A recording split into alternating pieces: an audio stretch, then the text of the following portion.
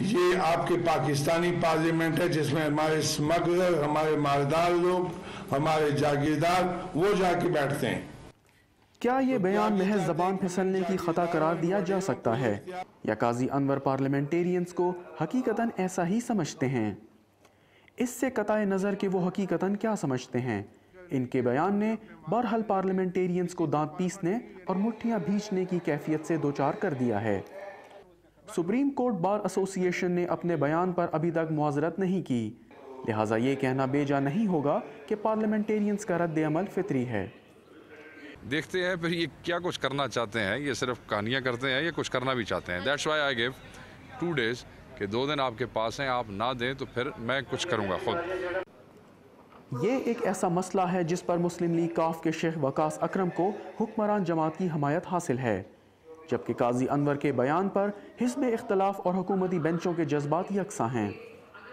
میرے خیال میں قاضی انور کو ممبران پارلیمنٹ سے معافی مانگنی چاہیے، کیونکہ وہ پورے ملک اور عوام کی نمائندگی کرتے ہیں۔ انہوں نے نہ صرف ممبران بلکہ پاکستان کے عوام کی بے عزتی کی ہے۔ اگرچہ مسلم لیگ نون کی مرکزی قیادت قاضی انور کے خلاف تحریک استحقاق لانے کے حق میں نہیں، لیکن مسلم لیگ نون کے عام اراکین قومی اسمبلی کے جذبات اپنے ساتھیوں کے حق میں ہیں۔ اس بیان سے کسی ایک ممبر کا نہیں بلکہ پورے ایوان کا استحقاق مجروح ہوا ہے۔ ملک کے اعلیٰ ترین ادارے کے خلاف ایسے الفاظ کسی صورت بھی برداشت نہیں کیے جا سکتے۔ دوسری طرف مسلم لیگ نون کے رہنما خواجہ سعد رفیق نے گزشتہ روز کے اجلاس میں معاملے کو ہلکے پھلکے انداز میں ٹالنے کی کوشش کی۔ ان کا کہنا تھا قاضی انور ایک غیر متوازن شخصیت ہیں اور ان کے بیان کو سنجیدگی سے نہیں لینا چاہیے۔